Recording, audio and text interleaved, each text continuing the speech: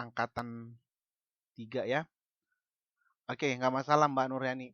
Nanti kalau ada informasi, nanti kalau ada hal yang pentingnya bisa di teks saya ya. Oke, sambil dilihat juga nggak apa-apa ya. Oke, kita baca di sini perubahan sosial. Oke, bisa dikabarin juga temannya ini yang mana saja temannya supaya masuk kelas. Oke, kalau dikatakan perubahan sosial ya. Oke, perubahan sosial. Berarti ada sesuatu yang berubah di dalam masyarakat ya. Oke, ada yang berubah di dalam masyarakat.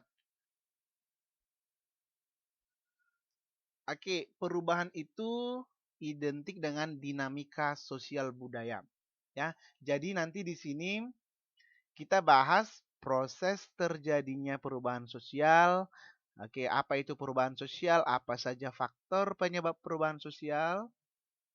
Dan bentuk perubahan sosial. Ada nanti perubahan lambat, ada perubahan cepat, ya banyak nih, ya. Dan teorinya, ya. Oke.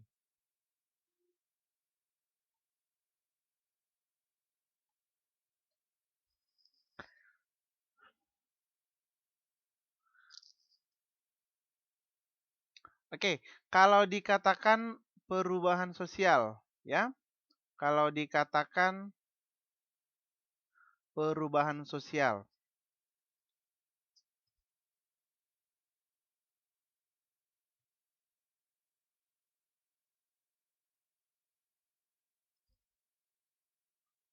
Oke. Perubahan sosial adalah perubahan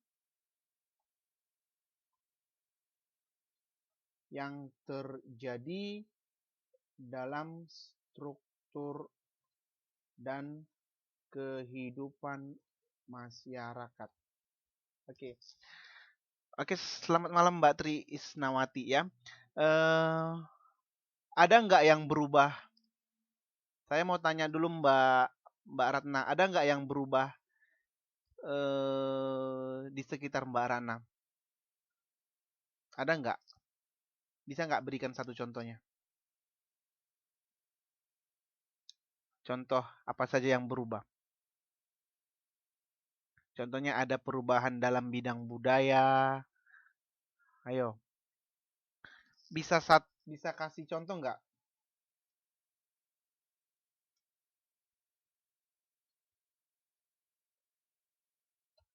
Oke, terserah di mana. Di Indonesia juga boleh, di Taiwan juga boleh. Oke. Oke, baik di Taiwan apa yang berubah? Dulu ketika Mbak Ratna pertama sekali datang ke Taiwan dan sekarang apa yang berubah?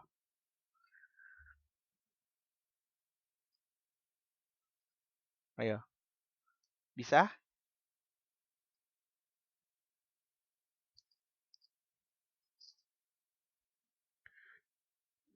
Ayo. Oke, budayanya tambah maju, adanya budayanya. Oke, yang lain ada bisa kasih contoh yang lain nggak?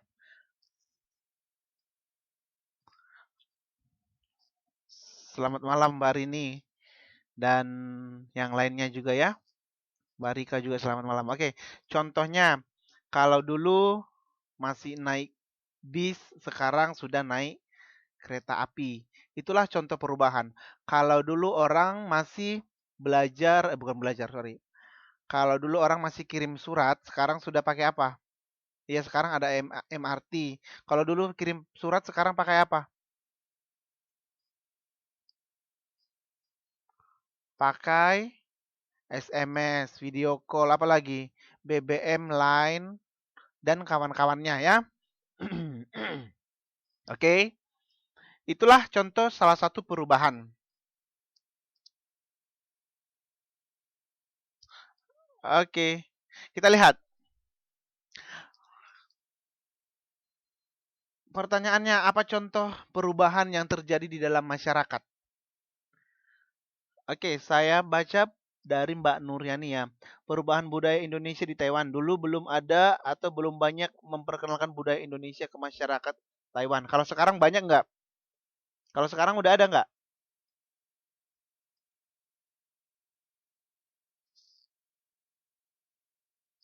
Banyak. Contohnya sebutkan satu nih. Contohnya sebutkan. Mbak Ratna, Mbak Nuryani, Mbak Rika, Mbak Rini. Ayo. Sekarang banyak apa aja contohnya?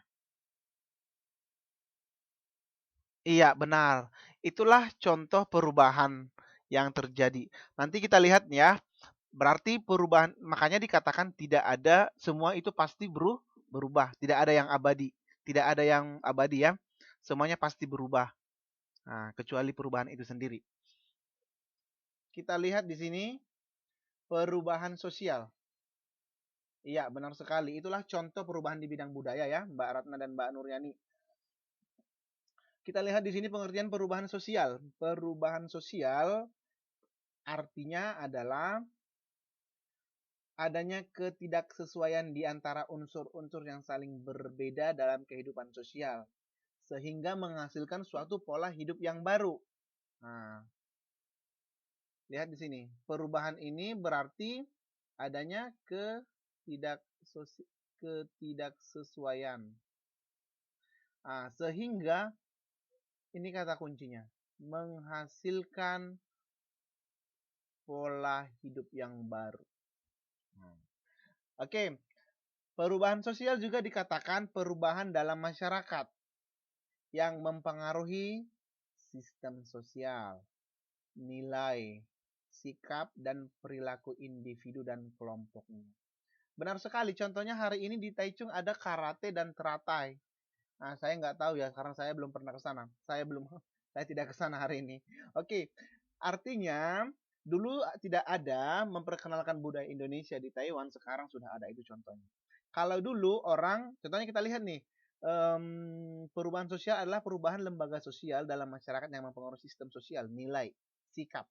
Kalau dulu orang pakai pakaian yang bagaimana? Kalau sekarang bagaimana? Ayo, Mbak Mbak Rika, ayo. Atau siapa saja yang bisa? Mbak Tri. Dulu kalau cewek-cewek itu pakai pakaian bagaimana? Yang sekarang bagaimana? Itulah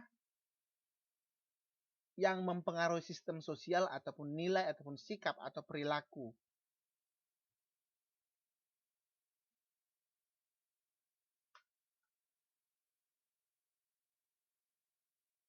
Oke.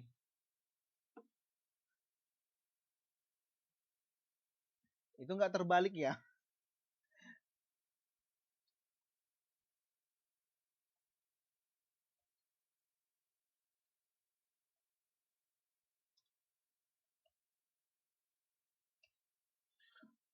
Oke ya. Dulu contohnya pakaian tertutup, sekarang terbuka ya. Nah, oke, itulah contoh perubahan yang mempengaruhi perilaku ataupun sikap ya. Oke, contohnya yang kedua, kalau dulu orang makan pakai tangan, sekarang pakai kaki ya. Oke. Kalau dulu orang makan pakai tangan, sekarang pakai sendok. Terus sekarang juga bisa pakai sumpit, ya kan? Nah, terus ada lagi makan pakai garpu ya. Pakai garpu. Bentar lagi, bukan bentar lagi. Ada juga yang pakai pisau untuk motong roti. Bentar lagi udah ada parang juga untuk memakannya, untuk makannya. Itulah contoh perubahan sosial. Oke, dulu orang makannya pakai pisau untuk memotong roti, sekarang pakai parang. Nah, nanti akan terjadi ya. Itulah salah satu contoh perubahan sosial. Bisa ya? Ada yang mau ditanyakan nggak? Ada yang mau ditanyakan nggak?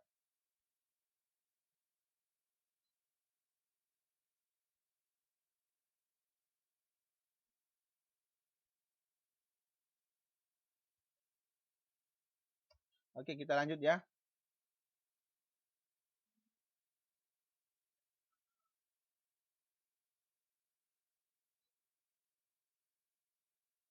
Oke, benar. Itulah contoh perubahan di bidang teknologi.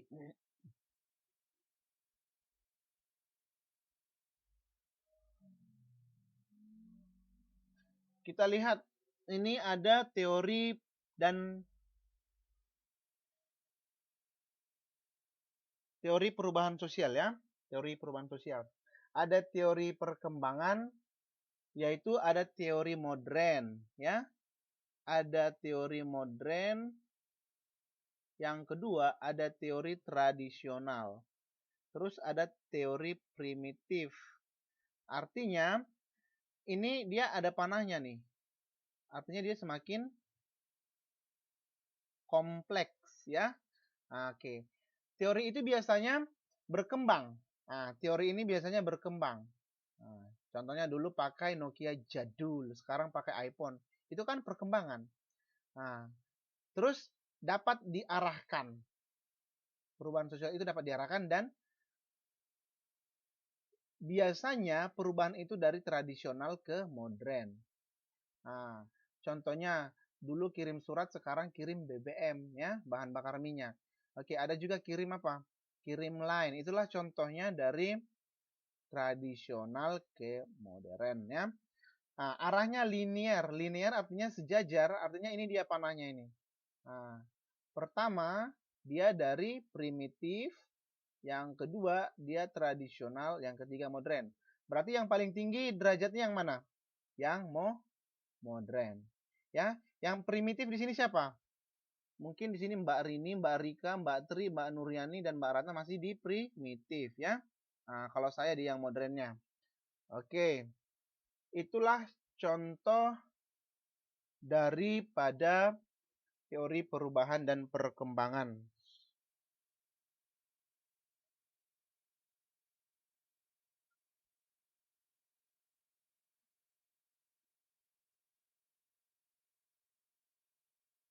Oke, ada yang mau ditanyakan nggak?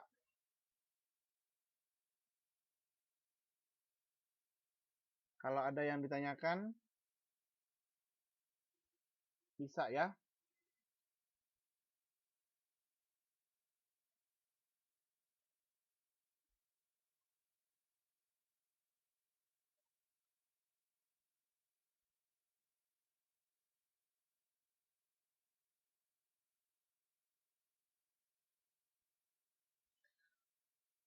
Oke, kita lanjut.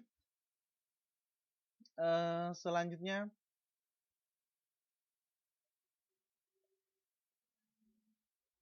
bentuk perubahan.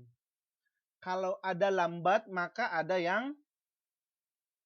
Ayo, Mbak Rika, kalau ada lambat, ada yang bagaimana? Yang sedang. Kalau lambat, lawan katanya apa? Ayo.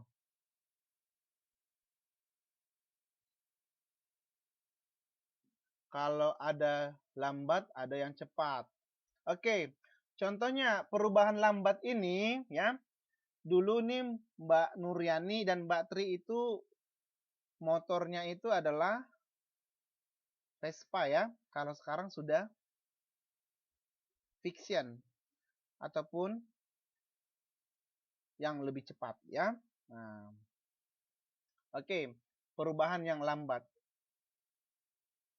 Oh, maaf, bukan itu contohnya. Perubahan yang lambat. Kalau perubahan yang lambat itu contohnya seperti ini, maaf. Masyarakat di Papua, apakah mereka sudah mengenal teknologi? Belum semuanya. Perubahan di sana ada yang lambat. Contohnya perubahan teknologi ya.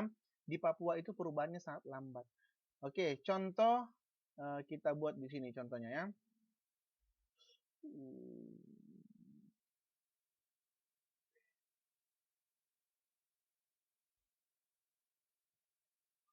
Oke, perubahan cepat. Kalau dikatakan perubahan yang cepat, kita buat contohnya.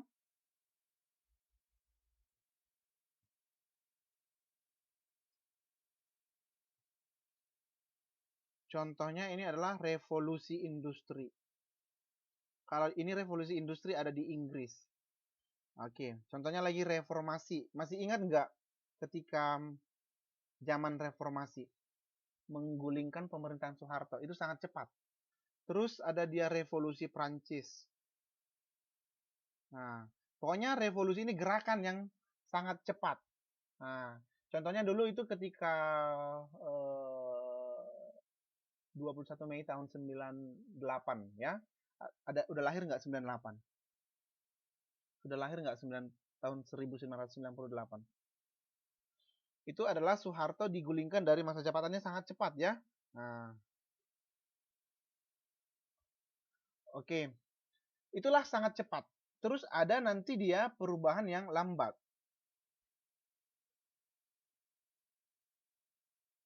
Oke. Perubahan lambat. Ini dia contohnya adalah perubahan dari zaman batu ya. Dari zaman batu. Oke. Dari zaman batu ini mungkin masih kalian rasakan ya. Menuju modern. Oke, saya masih di modernnya. Belum pernah merasakan zaman batu. Itulah contohnya perubahan yang sangat lambat. Oke, bisa ya?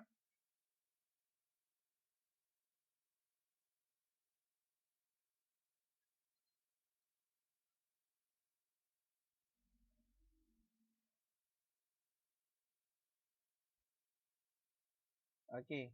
Ini dia perubahan lambat, cepat, kecil, besar. Oke, perubahan yang direncanakan, tidak direncanakan, dan perubahan struktur dan perubahan proses. Kita lihat yang selanjutnya. Perubahan lambat. Kalau lambat berarti sangat lama ya. Lambat sangat lama. Ini biasanya ada dia namanya unilinear theory of evolution. Teori evolusi. Oke, ini dia tahapan perubahan dari sederhana menuju kompleks. Ya. Oke. Kalau evolusi lambat atau cepat? Ayo. Saya mau nanya Mbak Ratna.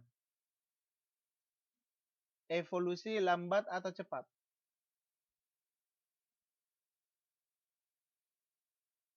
Evolusi yang ini. Ini lambat atau cepat? Lambat. Ingat aja, evolusi lambat. Lawannya adalah revolusi. Kalau revolusi berarti perubahan yang cepat. Kalau evolusi lambat. Oke, kita lihat ya. Kalau revolusi ini perubahan yang cepat. Oke, ingat aja revo ya, sepeda motor revo, ya kan, cepat. Nah, kalau dia evolusi, berarti dia perubahan yang lambat.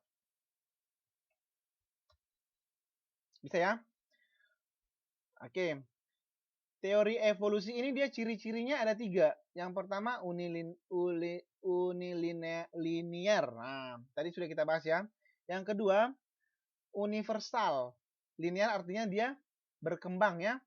Nah, berkembang. Kalau universal dia secara umum artinya berlaku di dalam masyarakat. Terus dia multiline theory of evolution ya. Artinya dia tahap perkembangan tertentu dari masyarakat berburu ke masyarakat meramu. Itu contohnya. Nah, artinya kompleks ini. Dari berburu ke meramu itu sangat lama. Oke, universal. Universal artinya kan umum. Tidak melalui tahapan perubahan dari homogen ke heterogen. Artinya dia umum. Semua masyarakat mengalami ya. Oke, bisa ya. Kita lanjut. Ada pertanyaan nggak? Kalau unilinear dia sederhana ke kompleks. Kalau universal umum tidak melalui tahapan perubahan dari homogen. Kalau dikatakan homogen itu apa? Homo. Ayo, apa itu homo? Homo, ayo. Homo. Apa itu homo?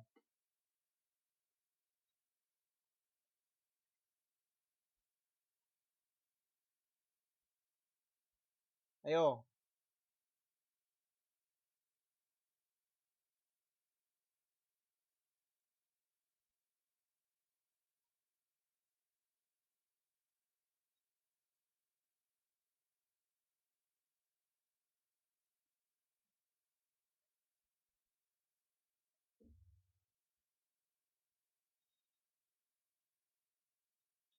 Ayo. Homo berarti sejenis ya. Nah, oke. Berarti perubahannya tidak sejenis ya. Nah,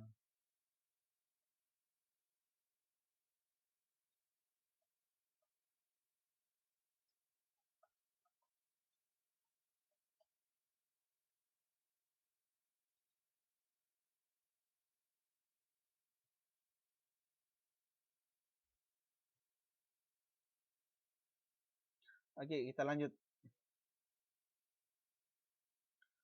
Oke, perubahan yang cepat.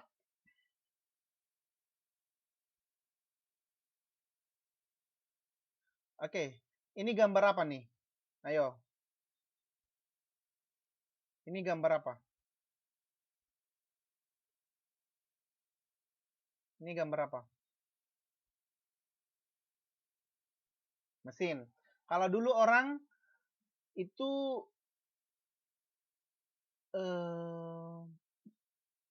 menghasilkan beras dari padi itu ada mesin nggak? Kalau dulu ada nggak? Oke, tenaga manual. Mbak Nurnya nih tahu ya? Oke, berarti sudah pernah merasakan ya?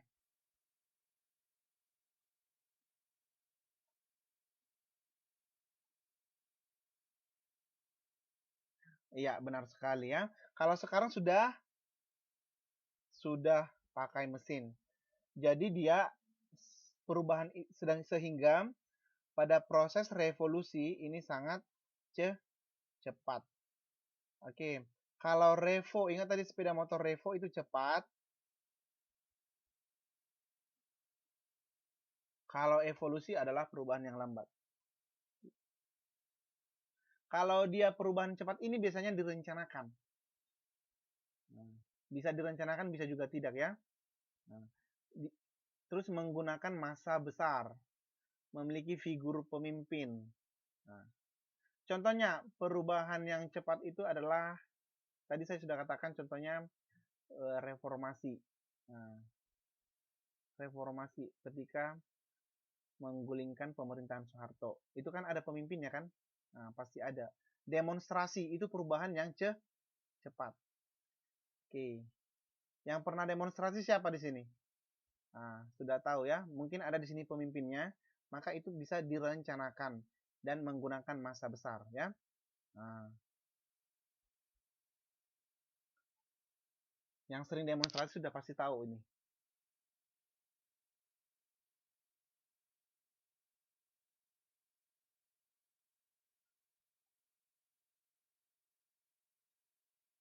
Oke.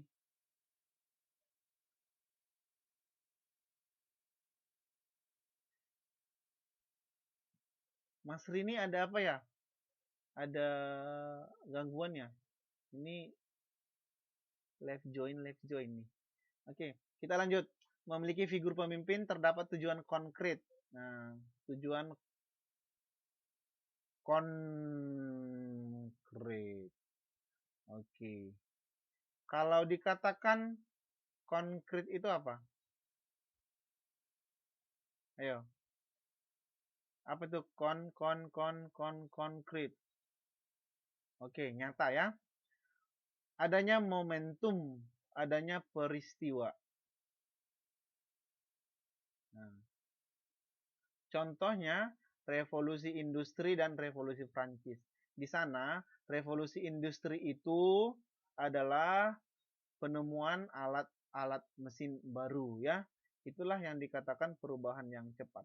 Contohnya perubahan ini penemuan mesin. Nah, bisa ya? Oke, Mbak Rini sukanya yang besar atau yang kecil?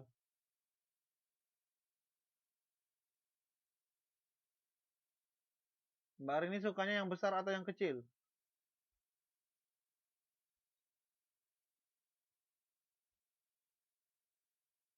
Biar kita mulai yang mana dulu? Iya, Mbak Rini suka yang kecil atau yang besar? Oke. Ini Mbak Nuryani yang besar ya. Saya tanya Mbak Rini dulu. Oh, besar semua ya. Oke, kita mulai perubahan yang besar ya.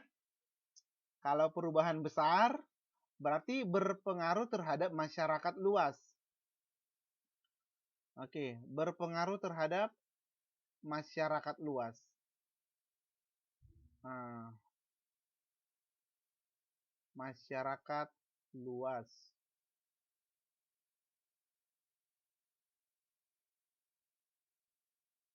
Oke ya. Contohnya, ada yang bisa ngasih tahu kasih tahu itu nggak? Contohnya perubahan yang berpengaruh pada masyarakat luas. Ayo, siapa yang bisa? Yang bisa duluan pulang. Perubahan yang berpengaruh terhadap masyarakat luas.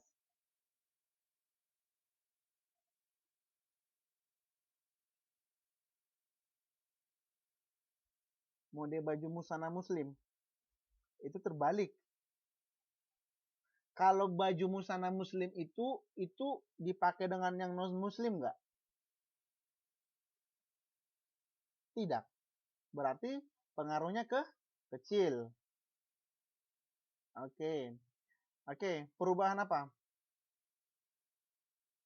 Contohnya adalah, saya kasih satu contoh ya. Kenaikan BBM. Apa itu BBM? Apa itu kenaikan BBM? Apa itu BBM? Bahan bakar minyak. Kalau BBM naik, semua nggak berpengaruh terhadap kehidupan masyarakat.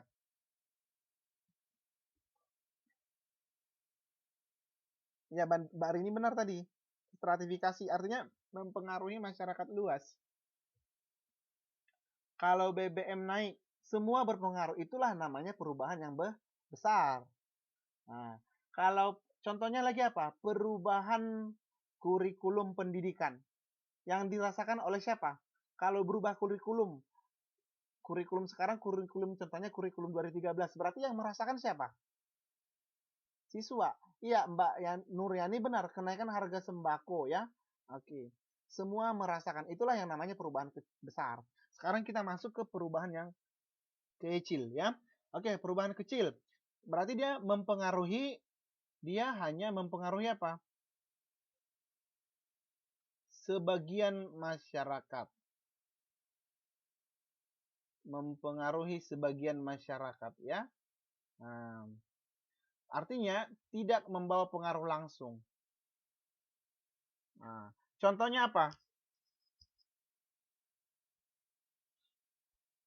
Kalau sekarang, kalau Mbak Rini harga rokok, berarti sebagian, karena kan nggak semua merokok.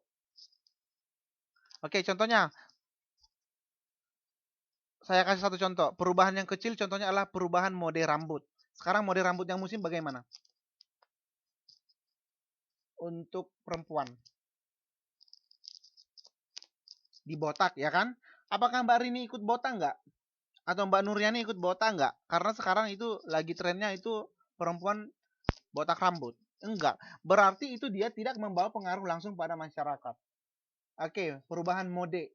Mode, terus apa lagi? Mode pakaian, mode baju, mode rumah. Itulah contoh perubahan yang berpengaruh kecil. Ya, bisa ya? Oke, perubahan undang-undang. Oke, kalau dulu undang-undang, contohnya undang-undang itu apa? Peraturan. Peraturan itu dilakukan untuk siapa? Masyarakat. Apakah itu perubahan yang besar atau kecil?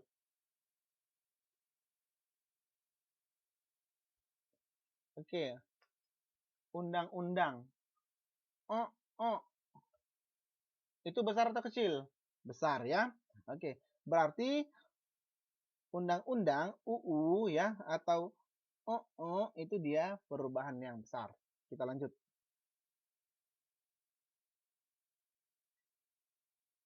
Oke, ada dia perubahan yang dikehendaki dan yang tidak dikehendaki. Dikehendaki, ini yang pertama. Yang kedua ada yang tidak dikehendaki.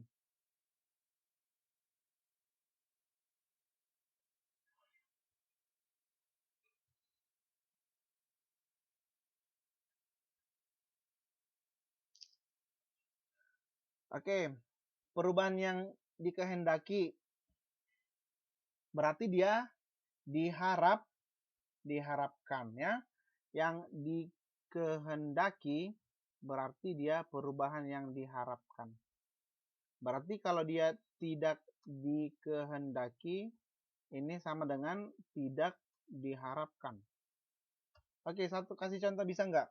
Saya mau nanya Mbak Rika. Perubahan yang dikehendaki. Halo Mbak Rika. Perubahan yang diharapkan.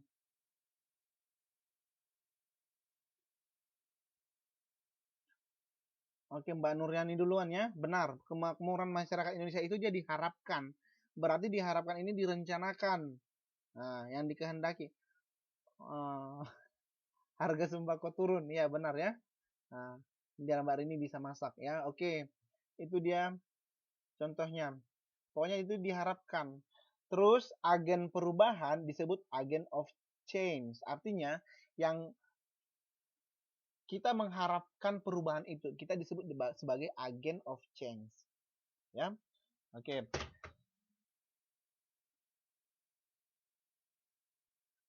Yang kedua, perubahan yang tidak dikehendaki. Unintended ya. Ini sama dengan unintended. Atau unplanned, tidak direncanakan. Nah, kawin cerai. Oke, fenomena. Ini kan artinya kan buruk. Apakah kawin cerai itu baik? Apa enggak? Baik enggak itu kawin cerai? Memang sih saya mau cerai direncanakan, tapi apakah itu kita harapkan? Nanti saya mau menikah, kawin cerai, kawin cerai, kawin cerai. Tidak. Nah.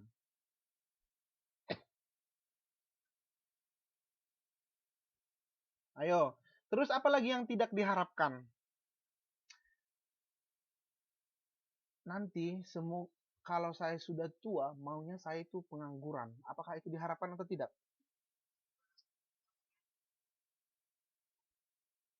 Yo. Pengangguran apa lagi? Pengangguran, kemiskinan, kejahatan, dan kawan-kawannya. Itu adalah perubahan yang tidak dikehendaki. Nanti maunya saya pulang dari Taiwan, itu saya maunya jatuh miskin. Apakah itu diharapkan? Tidak. Berarti itu dia perubahan yang tidak dikehendaki. Ya, berarti perubahan yang dikehendaki contohnya tadi apa? Diharapkan kemakmuran. Nah, terus transmigrasi pembangunan ya. Pembangunan itu kan diharapkan. Nah, pembangunan jalan raya, pembangunan negara, itulah perubahan yang dikehendaki.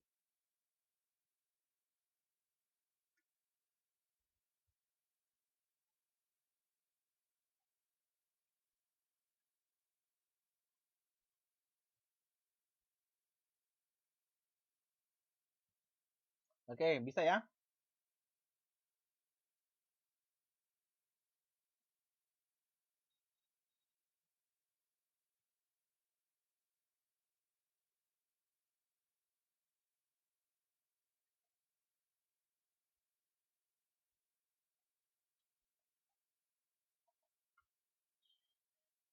Oke ya. Faktor pendorong. Faktor pendorong perubahan sosial, ya. Faktor pendorong perubahan sosial. Yang pertama, faktor internal. Yang kedua, faktor eksternal. Saya mau tanya Mbak Nuryani. Halo Mbak Nuryani, internal itu apa? Faktor pendorong perubahan sosial katanya ada internal, ada eksternal. Dalam, ya. Kalau eksternal berarti apa?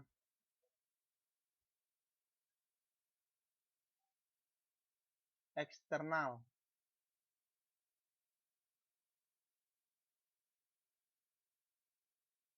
Ayo, eksternal ya. Kalau eksternal berarti luar.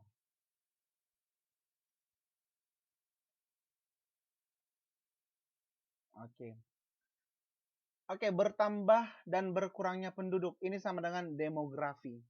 Kalau dikatakan demografi, ini sama dengan kependudukan. Inilah dia natalitas, ya. Nah, dan mortalitas. Kalau natalitas kelahiran dan kalau mortalitas kematian, ya. Oke, bertambahnya dan berkurangnya penduduk, ya, itu dia faktor pendorong perubahan sosial dari dalam masyarakat. Artinya dari dalam masyarakat itu sendiri, ada nanti dari luar masyarakat itu sendiri, ya. Penemuan baru. Kalau dikatakan dia penemuan baru,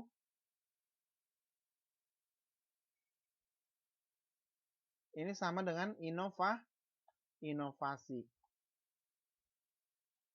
Nah, inovasi. Sudah? Kita lihat. Inovasi. Inovasi ini ada dua. Inovasi dibedakan menjadi dua. Yang pertama, inovasi itu adalah invention. Invention ini dia penemuan yang, ayo ada yang tahu nggak? Penemuan yang sudah diakui. Nah, contohnya apa penemuan yang sudah diakui? Inovasi, invention, penemuan yang sudah diakui. Contohnya, mobil. Terus, handphone. Oke. Pernah nggak Mbak Rika berpikir, handphone itu saya tidak akui. Handphone itu adalah tidak bermanfaat bagi saya. Pernah nggak? Tidak. Berarti itu sudah kita akui. Ada lagi yang kedua, ada namanya discovery. Berarti kalau discovery ini apa? Ayo, siapa yang bisa jawab? Tadi kalau yang di atas, inovasi penemuan yang sudah diakui. Berarti kalau discovery penemuan yang apa? Ayo. Discovery. Tadi kalau dia inovasi itu dibagi dua. Oke, inovasi itu sama dengan belum diakui. Contohnya apa? Contohnya adalah robot pembantu manusia. Terus apa lagi?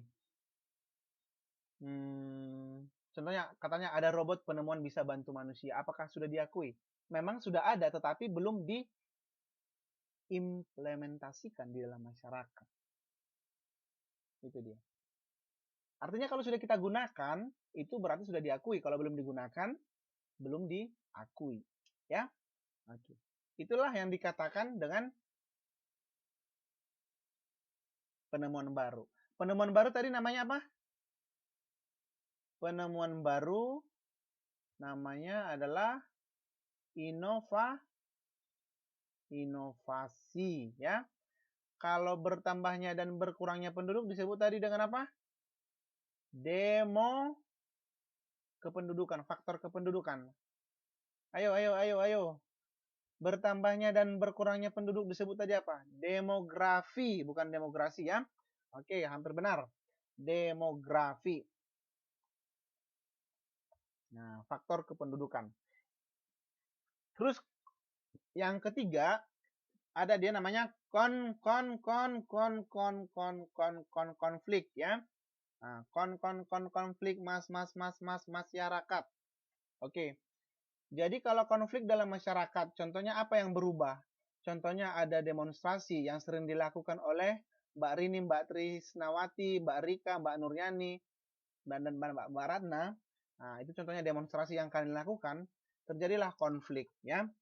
Tawuran, ya, yang kalian lakukan pernah, ya, ketika sekolah, itulah yang dikatakan faktor pendorong perubahan sosial dalam masyarakat. Nah.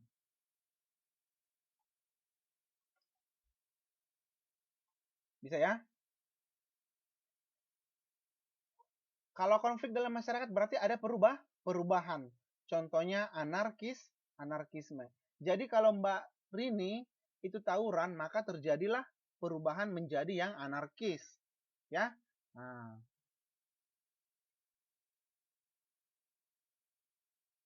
Oke, bisa ya? Ada yang mau ditanyakan nggak?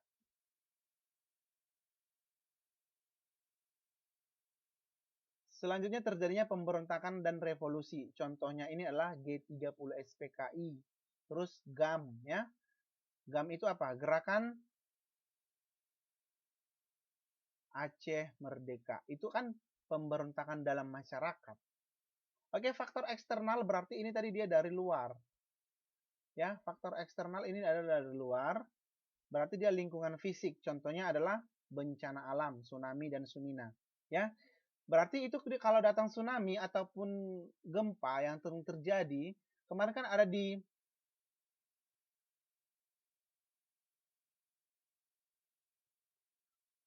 ada di apa namanya? Di Taiwan kan ada gempa, terus bangunannya kan runtuh. Itu kan apakah itu perubahan dari dalam masyarakat atau dari luar? Itu dia dari luar ya. Terus peperangan. Peperangan itu dia dari luar masyarakat. Contohnya nanti dia jadi rusak semuanya. Contohnya di Palestina itu. Di sana bangunan semua banyak yang rusak itu karena peperangan dari luar negara itu, dari luar masyarakat itu ya. Nah, bisa?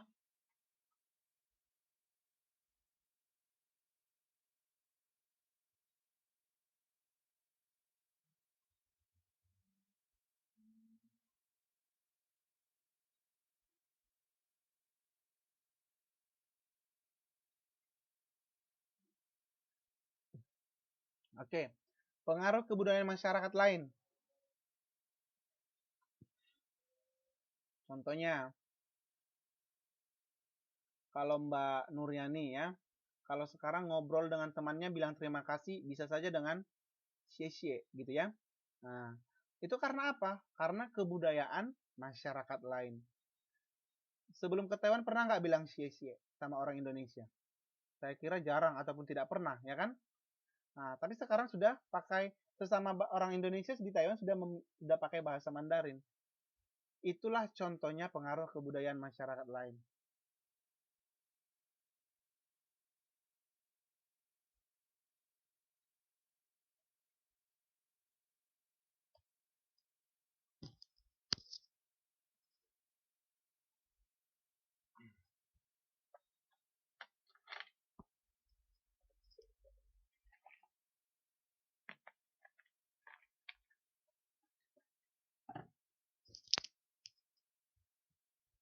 Oke, ada yang ditanyakan nggak? Ada yang ditanyakan nggak? Tidak ada ya? Oke, contohnya pengaruh kebudayaan masyarakat lain itu dia cara berpakaiannya. Nah, cara berpakaian, terus teknologi dan lain-lain. Itulah dia faktor yang mendorong dari luar ya.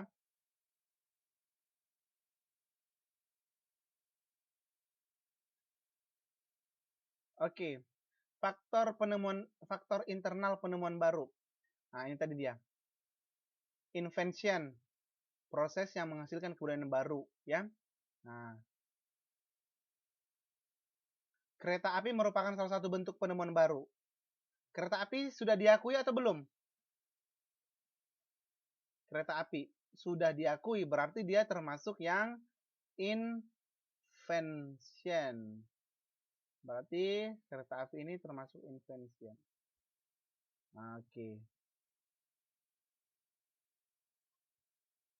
Oke. Pengaruh dari penemuan baru. Ini dia penemuan barunya ya. Ini penemuan barunya. Dia bisa akan menghasilkan penemuan berbagai macam penemuan ya. Nah, contohnya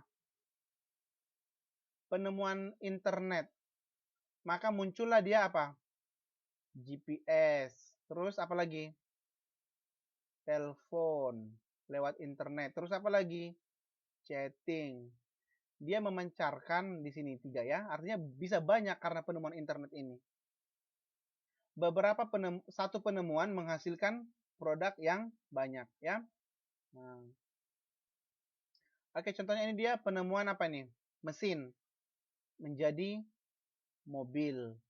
Menjadi apa lagi? Menjadi transportasi umum. Nah, itulah contohnya. Menjadi apa? Dan lain-lain. Artinya perubahan ini mempengaruhi satu lembaga secara menjalar ya. Nah, oke. Oke. Pengaruh kebudayaan lain atau faktor eksternal. Nanti ini saya kirim apanya ya, PPT-nya. Difusi. Difusi ini adalah persebaran budaya. Contohnya, budaya barat disebarkan ke budaya timur. Kalau dulu orang Indonesia makan pakai apa? Pakai tangan. Sekarang pakai garpu, sendok, ya kan, pisau dan parang, ya. Oke.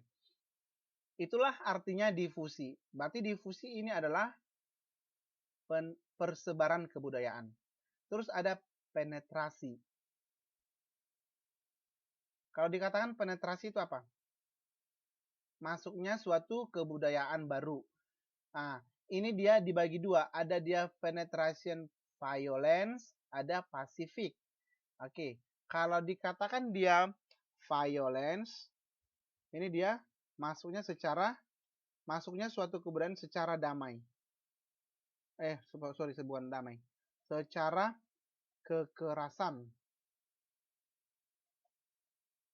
Contohnya apa? Penjajahan. Terus, contohnya apa lagi? Penjajahan. Apa lagi, yuk?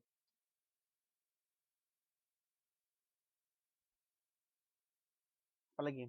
Terorisme. Itu kan masuknya dengan cara kekerasan ataupun paksaan. Nah, ada nanti dia penetration pacific. Ayo, lawan katanya. Kalau Pasifik berarti apa nih? Ayo. Mbak Rini, Pasifik itu yang mana? Pasifik sama dengan lawan katanya itu berarti apa? Kalau kekerasan berarti secara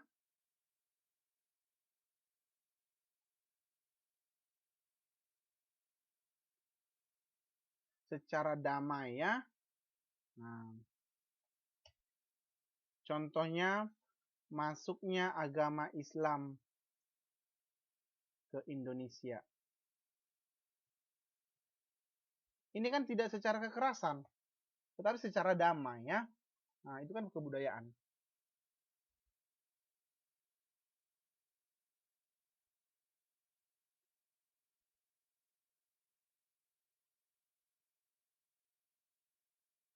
Oke.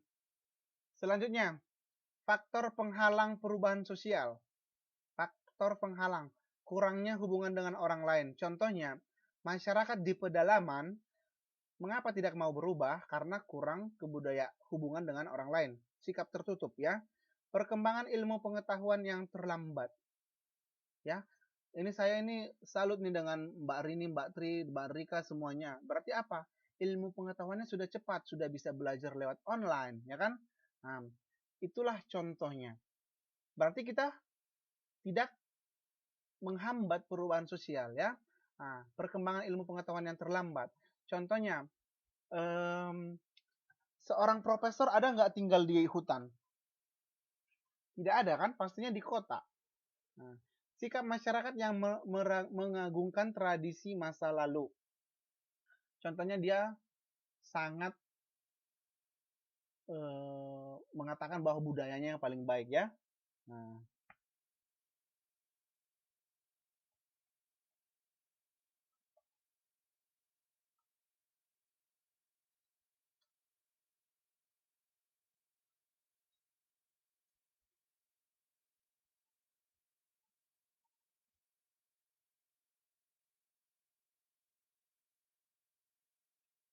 oke. Kepentingan yang tertanam kuat, contohnya mempertahankan adat istiadat. Mempertahankan adat istiadat. Contohnya, kalau Mbak Rini tidak mau ke Taiwan contohnya, berarti itu apa? Mempertahankan adat nanti saya kalau di Taiwan saya takut, ya kan? Karena di sana kebudayaannya tidak sesuai dengan kebudayaan Indonesia. Itulah contohnya rasa takut. Itulah contohnya kepentingan yang tertanamku kuat, ya. Oke. Terus hambatan bersifat ideologis. Contohnya orang tua tidak memberikan anaknya ketika ingin merantau, ya. Nah, kebiasaan yang sukar diubah. Apa contohnya kebiasaan yang sukar diubah? Contohnya, anak, ayo apa? Anaknya dilarang untuk merantau, ya kan? Itu faktor penghalang. Nah, contohnya, kalau kita tidak ke Taiwan, kita di Taiwan atau di Indonesia, pengetahuan kita lebih banyak di mana? Tinggal di Indonesia atau tinggal di Taiwan? Mana lebih banyak pengetahuannya?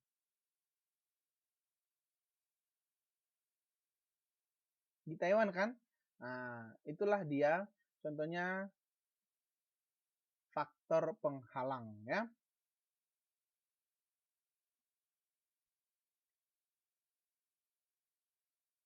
Oke, dampak perubahan sosial budaya. Ini tadi yang negatifnya ya. Nah, ada kenakalan remaja ya. Contohnya tawuran, peperangan ya. Pergolakan daerah. Apa contoh pergolakan daerah? Memisahkan adanya gerakan separatisme. Contohnya yang memisahkan negara dari Indonesia apa? Dulu dia di timur. Sekarang sudah menjadi negara baru. Itulah pergolakan daerah. Memisahkan dari Indonesia. Apa contohnya? Itu contohnya pergolakan daerah. Ayo. Ayo. Timur Leste. Itulah dia namanya ya. Nah, contohnya lagi apa? Gerakan Aceh Merdeka. Mereka adalah kemarin pergolakan daerah. Melakukan pergolakan daerah tetapi tidak berhasil ya. Nah.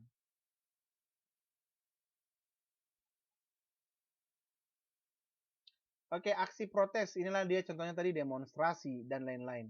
Kenakalan remaja. Contohnya, ayo sebutkan dulu satu contoh kenakalan remaja. Mbak Vina dulu, kan terlambat nih. Ayo Mbak Vina, contoh kenakalan remaja.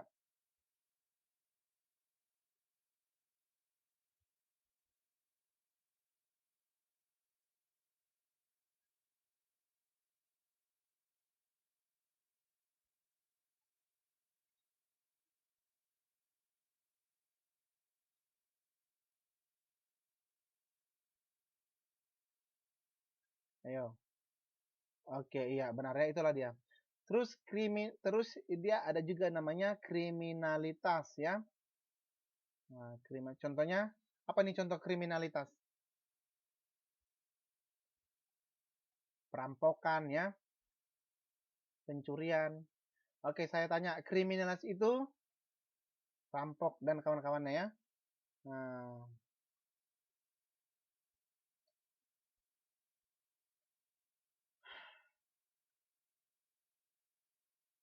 kalau kriminalitas itu diharapkan atau tidak diharapkan?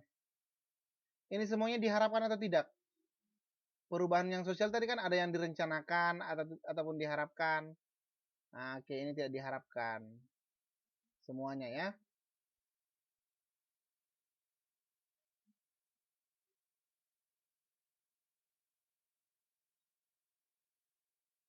Oke. Ini pada tahun 98 Soeharto itu lengser ya. Iya, pembunuhan juga termasuk kriminalitas. Nah, digantikan oleh Presiden Habibie. Menurut kalian, apakah peristiwa reformasi itu perubahan sosial budaya? Ayo, ayo. Apakah iya, benar ya? Oke. Nanti ini dulu pelajaran kita. Ada yang mau ditanyakan nggak? Iya, ini benar Mbak Rika ya. Nah, nah, karena di sana dia ada penurunan Soeharto secara paksa oleh mahasiswa. Oke, ini dulu pelajaran kita. Ada yang mau ditanyakan nggak sebelum kita tutup?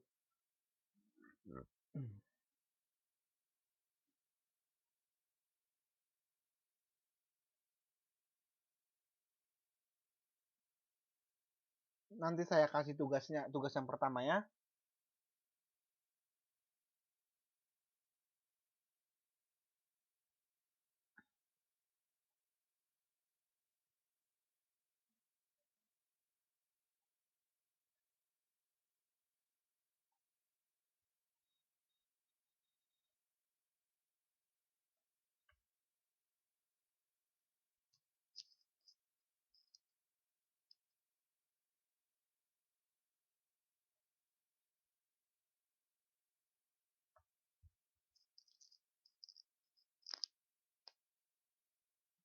Ayo, Mbak Nuriani murah gimana maksudnya?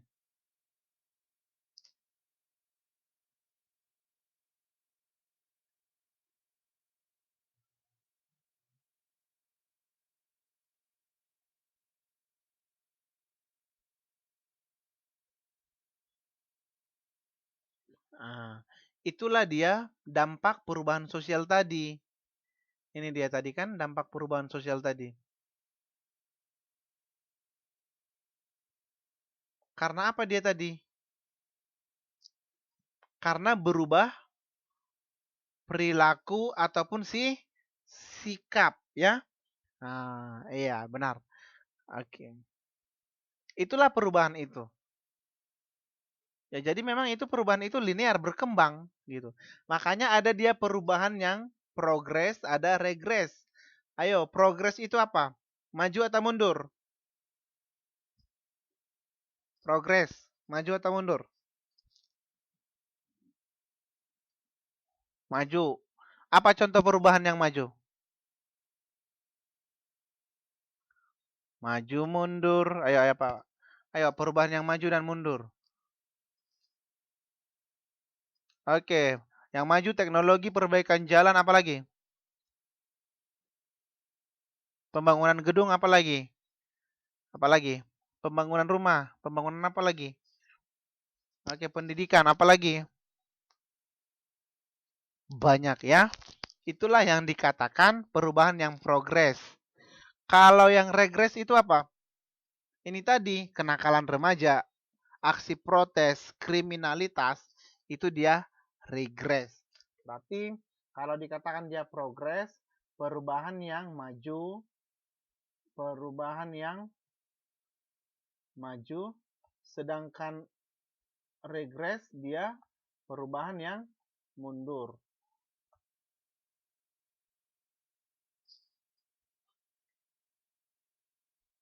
Oke, sudah? Ada yang mau ditanyakan nggak?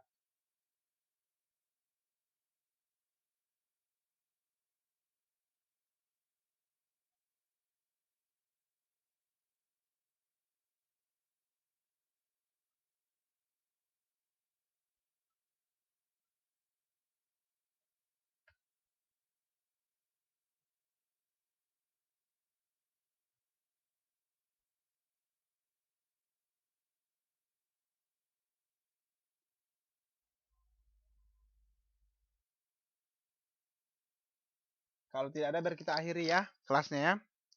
Ini dia pertemuan kita yang pertama. Ada nggak? Oke, nanti saya kirim di grup ya. Nah, saya kirim nanti di grup. Kalau saya lupa, bisa diingatkan ya. Nah, ini tugasnya yang minta siapa nih? Mbak Rini. Berarti Mbak Rini yang bertugas mengingatkan saya ya. Oke. Ini dulu pelajaran kita. Sampai hari ini saya senang mengajar di sini. Selamat belajar dan tetap semangat ya. Hari Kamis depan kita jumpa lagi ya. Hari Kamis depan kita ketemu lagi. Nanti Mbak Rini ingatkan saya untuk mengirim modulnya. Tapi ini saya upload nanti YouTube-nya. Jadi bisa belajar diulangi lagi ya. Oke, perubahan sosial ini adalah materi wajib yang diujikan di ujian nasional ya. Setiap tahun pasti ada soal yang keluar. Jadi harus dihafal dengan baik-baik. Bukan dihafal, harus dipahami dengan baik-baik ya. Oke, selamat malam semuanya Mbak Vina, Mbak Rini, Mbak Tri, Mbak Rika, Mbak Nuryani, dan Mbak Ratna. Sampaikan kepada teman-temannya minggu depan hari Kamis hadir semua ya. Kalau boleh tahu jumlahnya di sini anggotanya berapa nih satu kelas?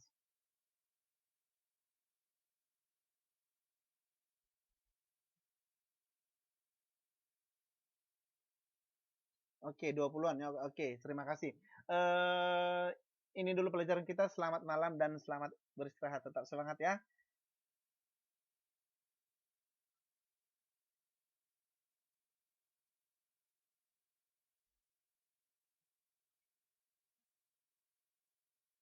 Oke, saya nanti kirim Mbak Nuryani ya. Semua. Ingatkan saya ya. Oke, terima kasih.